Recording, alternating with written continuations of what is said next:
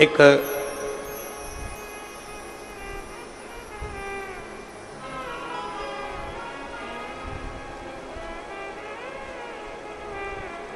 त्रेता में एक राजा हुए जिनका नाम था वीरमणि।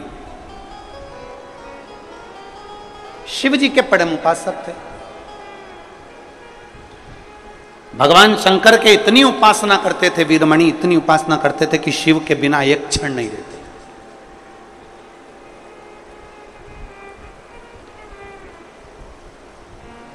और देवपुर नाम के नगर में उनका निवास था।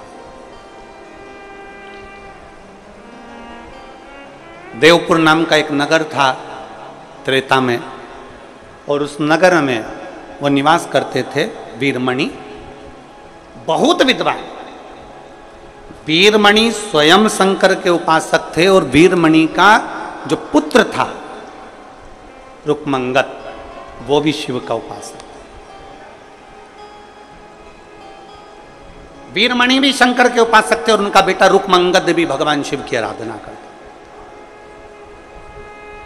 कई वर्ष निकल गए तप साधना करते करते, कई साल निकल गए तप साधना करते करते, कई वर्ष उनके तप साधना में निकल गए, पर वीरमणि को शिव का दर्शन नहीं हुआ। वीरमणि को शंकर का दीदार नहीं हुआ, शंकर का दर्शन नहीं हुआ।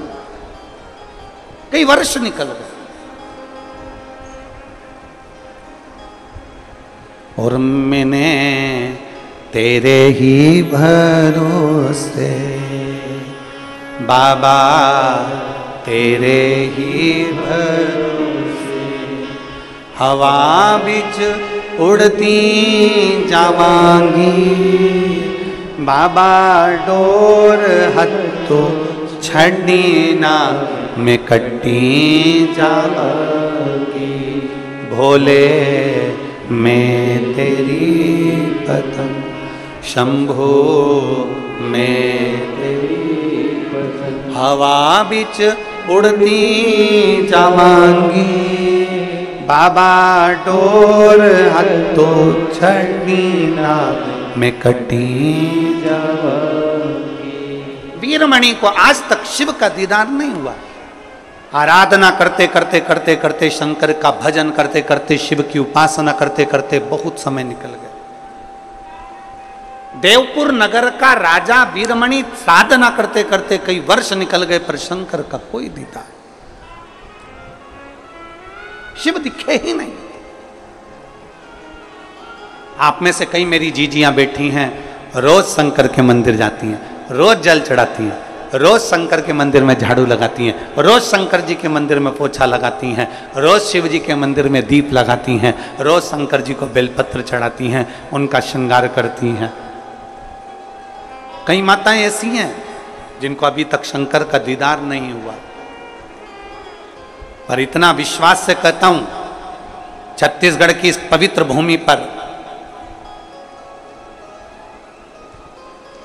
इतना विश्वास से कहता हूं, भले शंकर का दर्शन नहीं हुआ हो, पर इतना विश्वास से कहता हूं कि मेरे बाबा ने तुम्हारी झोली खाली तो रखी नहीं होगी, भर जरूर दी।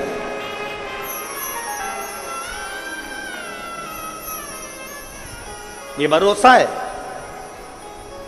राजा वीरमणि को, देवपुर नगर के राजा वीरमणि को शंकर का दर्शन नहीं हुआ। आखिरी में वीरमणि को लगा कि शिव का दर्शन नहीं हो रहा, मेरी साधना।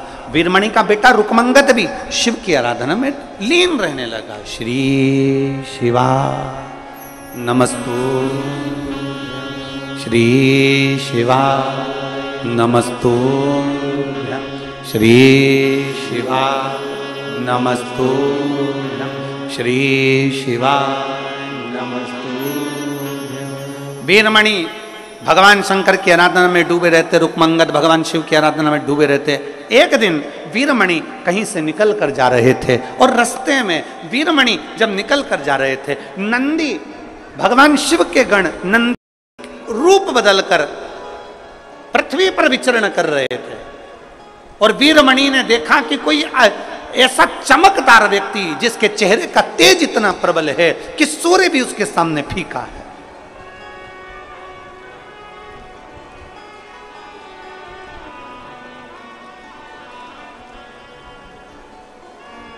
जिसके चेहरे का तेज इतना प्रबल है कि सूर्य भी जिसके सामने फीका।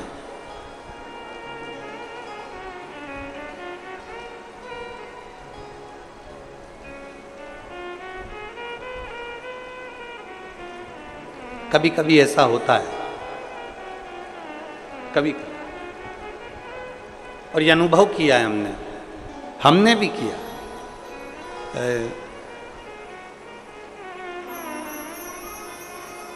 सीहोर सीवन नदी से कुबेरेश्वर धाम की दूरी है 11 किलोमीटर।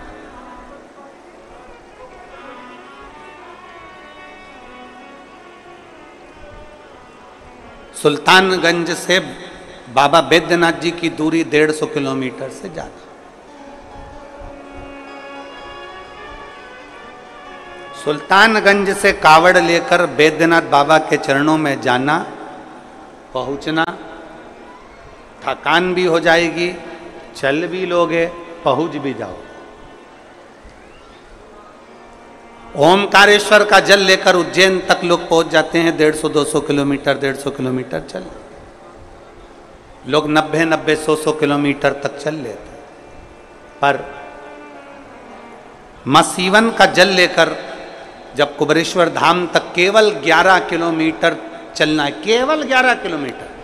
लोगों को लगता है 11 किलोमीटर, हम तो वहां गए थे, हम वहां पर 150 किलोमीटर चले थे, हम आ गए थे, हम 70 किलोमीटर चले थे, हम आ गए थे, हम 50 किलोमीटर चले थे, हम आ गए थे 21 किलोमीटर चले थे, हम आ गए थे 14 किलोमीटर चले थे, हमने वो पहाड़ चढ़ा था, हमने वो वहां गए थे, हमने वो दर्शन किए थे, हम इतने ऊंचे पहाड़ चढ़ सकते हैं, तो 11 किलोमीटर क्या लगे। पर हमने देखा है सीवन का जल लेकर जब 11 किलोमीटर दूर कुबेरेश्वर धाम तक जाते हैं तो 11 किलोमीटर चलने में भी लोगों को ये अनुभव होता है कि हम कम से कम 300 या 500 किलोमीटर केवल 11 किलोमीटर में चलिए। इतना सत बाबा ले लेता, इतना सत लेता। आप लोगों में से किसी ने सीहोर की अगर कावड़ भरी होगी तो उसको मालूम होगा। इतना सत, इतनी शक्ति, इतनी परीक्षा मेरा कुबेरेश्वर बाबा ले लेता है।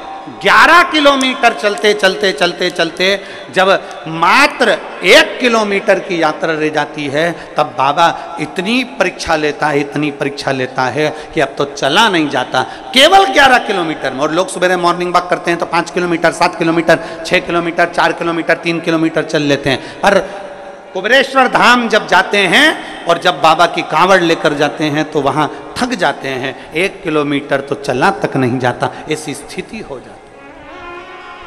हमने भी अनुभव किया।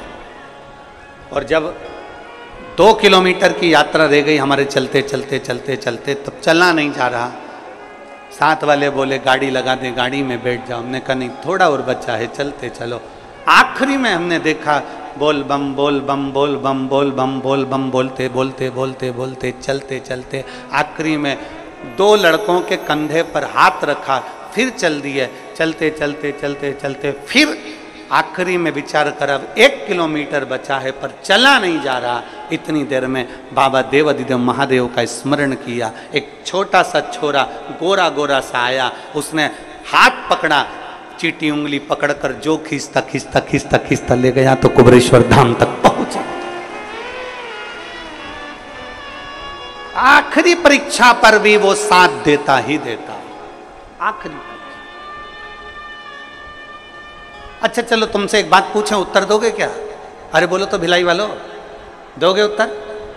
अपने बच्चे की ट्यूशन किस टीचर से लगवाते हो? वो टीचर जो तुम्हारे बच्चे के स्कूल में पढ़ाता है। बोलो बोलो, सही है? अरे जम के तो बोलो। किसी दूसरे टीचर के पास अपने बच्चे को नहीं भेजते, क्योंकि स्कूल का टीचर होगा तो एग्जाम के टाइम पर थोड़ा सा देख लेगा। बोलो बोलो, सही है? एग्जाम के समय पर थोड़ा सा देख लेगा, स्कूल का टीचर होगा तो थोड़ा सपोर्ट कर देगा। तो ट्यूशन कहाँ लगाई? स्कूल के टीचर के पास लगाई। क्यों? क्योंकि 1-2 महीना, 4 महीना, 6 महीना, 8 महीना, 3 महीना जब उसके पास पढ़ेगा तो एग्जाम के टाइम पर वो टीचर उसको देख लेगा। बस इसलिए हमने ट्यूशन उस बच्चे की उसके पास लगाई, क्योंकि वो 2-3-4 महीना पढ़ेगा, 2-4 महीना रोज रोज रोज रोज प्रतिदिन उसके पास पढ़ेगा तो उसकी निगाह में रहेगा, निगाह में रहेगा तो परीक्षा में वो देख लेगा। उसी तरह हम 1 लोटा जल लेकर रोज रोज रोज रोज शंकर के मंदिर जाएंगे तो हमारी विपदा की घड़ी में वो भी देख लेगा, ये निश्चित। हमारी विपदा की घड़ी में वो देख लेगा। और अंत समय प्रभु आना पड़ेगा, वचन दिया तो निभाना पड़ेगा। आए ना आए प्रभु कुटुंब कबीरा, अंत समय प्रभु आना पड़ेगा, वचन दिया तो निभाना पड़ेगा।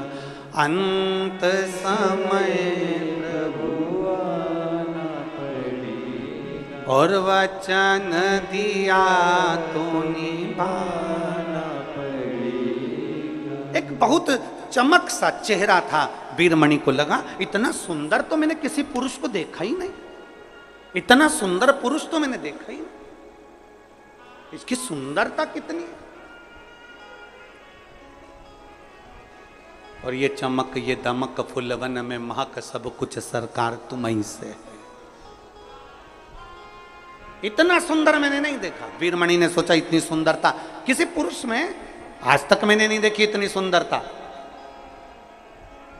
वीरमणि उनके पास में चले गए, प्रणाम करा। मैं देवपुर नगर का राजा हूं, मेरा नाम वीरमणि है, मेरा नाम वीरमणि है, मैं देवपुर नगर का राजा।